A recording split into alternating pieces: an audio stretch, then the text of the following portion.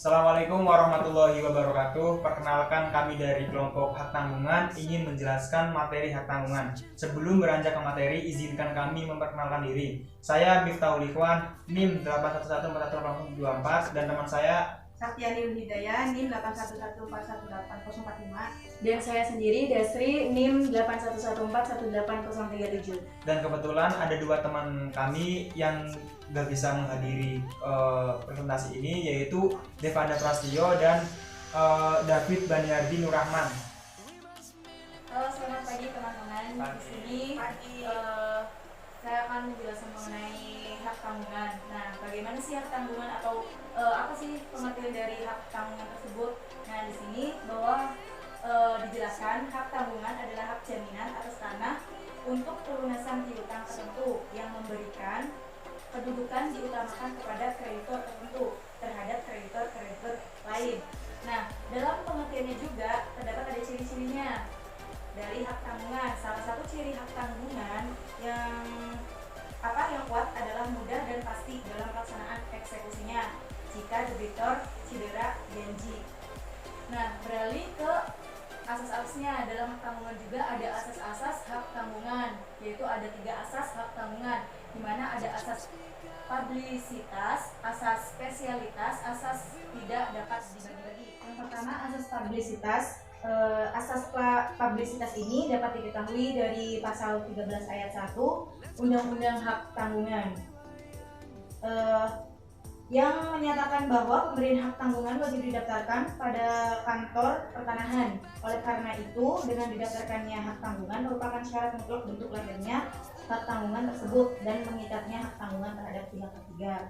Dan yang kedua, ada asas spesialitas.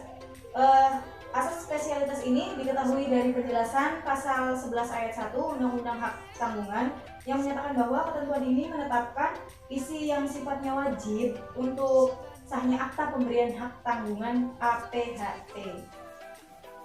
Nah, yang ketiga ada asas tidak dapat dibagi-bagi. Asas ini ditegaskan dalam pasal 2 ayat 1 Undang-Undang Hak Tanggungan bahwa hak tanggungan yang mempunyai sifat tidak dapat dibagi-bagi.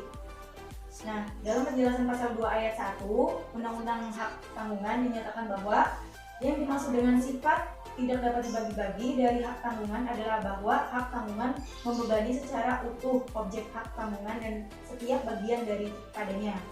Nah, lanjut ke objek hak tanggungan.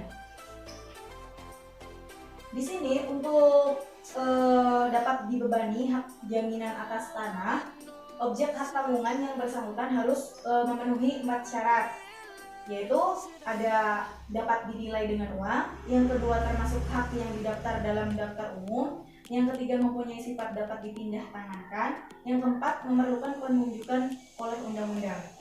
Nah, adapun objek dari hak tanggungan dalam pasal 4 ayat 1 Undang-Undang Hak Tanggungan disebutkan bahwa hak atas tanah yang dapat dibebani hak tanggungan adalah hak milik, hak guna usaha, dan hak guna bangunan. Nah, kita masuk ke subjek hak tanggungan. Yang dimaksud dengan subjek dalam hal ini adalah pemberi hak tanggungan dan pemegang hak tanggungan. Nah, dalam pasal 3 Undang-Undang Hak Tanggungan itu disebutkan bahwa pemberi hak tanggungan adalah orang atau badan hukum yang mempunyai kewenangan untuk melakukan perbuatan hukum terhadap objek hak tanggungan yang bersangkutan. Kita masuk ke proses pembebanan hak tanggungan. Nah, dalam proses pembebanan hak tanggungan itu dilaksanakan melalui 2 tahap kegiatan, yaitu ada tahap pemberian hak tanggungan dengan dibuatkannya APHT oleh PPAT yang didahului dengan perjanjian utang piutang yang dijamin. Dan yang kedua ada tahap pendaftarannya oleh kantor pertanahan yang merupakan saat lahirnya hak tanggungan yang dibebankan. Nah, dari proses pembebanan hak tanggungan itu ada tahapan-tahapannya. Itu tahap yang sudah saya jelaskan, yaitu tadi tahap pemberian hak tanggungan, ada tahap pendaftaran hak tanggungan, sama sertifikat hak tanggungan. Di mana tahap pemberian hak tanggungan itu diatur juga dalam pasal 10 Undang-Undang Hak Tanggungan. Nah, pemberian hak tanggungan dilakukan dengan pembuatan APHT oleh PPAT sesuai dengan peraturan perundang-undangan yang berlaku. Nah, yang kedua yaitu ada tahap pendaftaran hak tanggungan. Untuk pendaftaran hak tanggungan itu menurut pasal 13 Undang-Undang Hak Tanggungan, pemberian hak tanggungan wajib didaftarkan pada kantor pertanahan selambat-lambatnya 7 hari. 7 hari kerja setelah penandatanganan APHT, PPAT wajib mengirimkan APHT yang bersangkutan dan warakah lain yang diperlukan kepada kantor pertanahan. Pendaftaran hak tanggungan dilakukan oleh kantor pertanahan dengan membuatkan buku tanah hak tanggungan dan mencatatnya dalam buku tanah hak atas tanah yang menjadi objek hak tanggungan serta menyalin catatan tersebut pada sertifikat hak atas tanah yang bersangkutan. Untuk yang ketiga yaitu ada sertifikat hak tanggungan. Nah, di sini sertifikat hak tanggungan itu dalam pasal 14 Undang-Undang Hak Tanggungan disebutkan bahwa sebagai tanda bukti adanya hak tanggungan, kantor pertanahan menerbitkan sertifikat hak tanggungan. Nah, sertifikat tersebut memuat irah-ira dengan kata-kata demi keadilan berdasarkan ketuhanan yang Maha Esa. Nah, ira-ira yang dicantumkan pada sertifikat hak tanggungan dimaksudkan untuk menegaskan adanya kekuatan eksekutorial pada sertifikat hak tanggungan, sehingga apabila debitor, cedera janji atau wan prestasi siap untuk dieksekusi seperti halnya suatu putusan pengadilan yang telah memperoleh kekuatan hukum tetap melalui tata cara dan dengan menggunakan lembaga parat eksekutif sesuai dengan peraturan hukum acara perdata. Di sini akan dilanjutkan dengan isi akta pembebanan hak tanggungan. Yang pertama, isi yang wajib dicantumkan dan isi yang fakultatif. Yang pertama, isi akta pembebanan hak tanggungan. Yang wajib dicantumkan itu ada nama dan identitas pemegang dan pemberi hak tanggungan, terus domisili para pihak, menunjukkan cara jelas utang atau utang-utang yang dijamin, terus ada nilai tanggungan, terus ada uraian yang jelas mengenai objek hak tanggungan. Yang kedua itu ada isi yang fakultatif. Isi fakultatif itu ada janji yang membatasi kewenangan, terus janji yang membatasi kewenangan pemberi hak tanggungan untuk mengubah bentuk, lalu janji yang memberikan kewenangan kepada pemegang hak tanggungan untuk mengelola objek. Terus ada keempat, janji yang membebankan kewenangan kepada pemegang hak tanggungan untuk menyelamatkan objek. Yang kelima ini janji bahwa pemegang hak tanggungan pertama mempunyai hak untuk menjual atas kekuasaan sendiri. Terus yang keenam ini janji yang diberikan oleh pemegang hak tanggungan pertama bahwa objek hak tanggungan tidak akan dibersihkan dari hak tanggungan. Terus lalu ada janji bahwa pemberi hak tanggungan tidak akan melepaskan haknya. Lalu ada janji bahwa pemegang hak tanggungan akan memperoleh seluruh. Lalu lanjut kepada janji bahwa pemegang hak tanggungan akan memperoleh seluruh atau sebagian dari uang asuransi. Terus lanjut janji bahwa pemberi hak tanggungan akan mengosongkan objek hak tanggungannya. Terus yang terakhir ini ada janji yang dimaksud dalam pasal 14 ayat 4 UUHT. Lalu dilanjutkan dengan surat kuasa membebankan hak tanggungan. Yang pertama itu SKMHT, singkatannya dari surat kuasa membebankan hak tanggungan. Yang pertama itu tidak memuat kuasa untuk melakukan perbuatan hukum.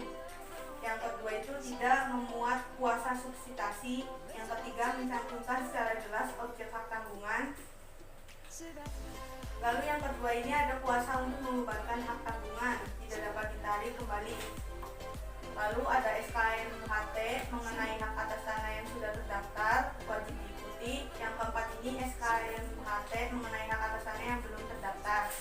Yang kelima, ketentuan sebagaimana dimaksud dalam ayat 3 dan ayat 4 tidak berlaku hal SKMHT. Lalu yang keenam, SKMHT yang tidak diikuti dengan pembuatan APHT dalam waktu yang ditentukan. Lalu ada tingkat-tingkat hak tanggungan. Yang pertama itu suatu objek hak tanggungan dapat dibebani dengan lebih dari satu hak tanggungan. Yang kedua itu apabila suatu objek hak tanggungan dibebani dengan lebih dari satu hak tanggungan.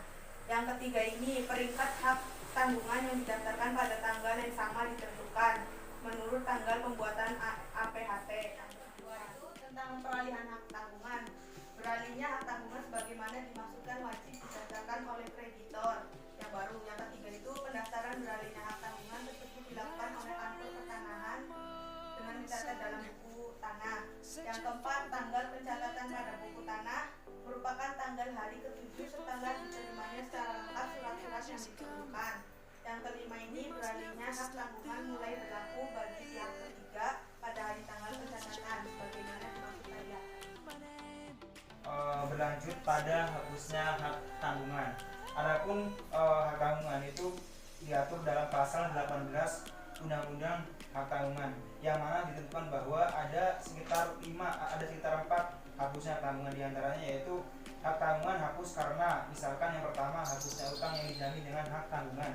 Kemudian bagian B dilepaskannya hak tanggungan oleh pemegang hak tanggungan.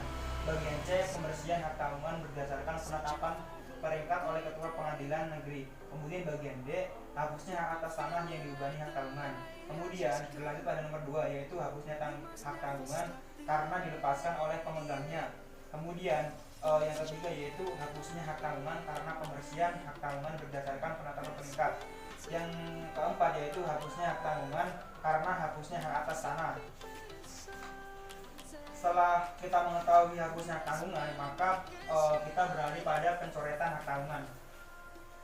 Pencoretan hak tanggungan ini terjadi apabila sudah dihapus atau nama lainnya yaitu royal. Artinya pencoretan beban hak tanggungan ini yaitu dicoretkannya dari buku tanah, hak atas tanah dan sertifikatnya.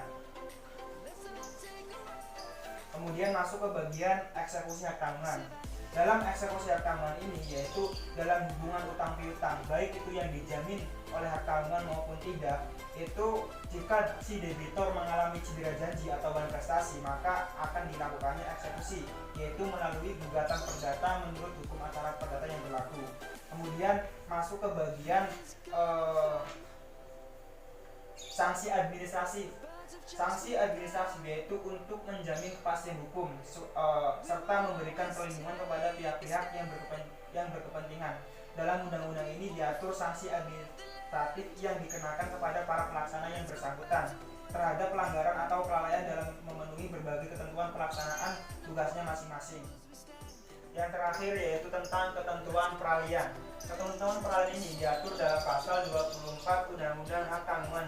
Disebutkan bahwa yang pertama, hak tanggungan yang ada sebelum berlakunya undang-undang ini yang menggunakan ketentuan hipotek atau kredit terben berdasarkan pasal 57 Undang-Undang Keuangan Syariah diakui dan selanjutnya berlangsung sebagai hak tanggungan menurut undang-undang ini sampai dengan berakhirnya hak tersebut. Kemudian yang kedua yaitu hak tanggungan sebagaimana dimaksud pada ayat 1 dapat menggunakan ketentuan-ketentuan mengenai eksekusi dan pencoretannya sebagaimana diatur dalam pasal 20 dan pasal 22 setelah buku tanah dan sertifikat hak tanggungan yang bersangkutan disesuaikan dengan ketentuan sebagaimana dimaksud dalam pasal 14.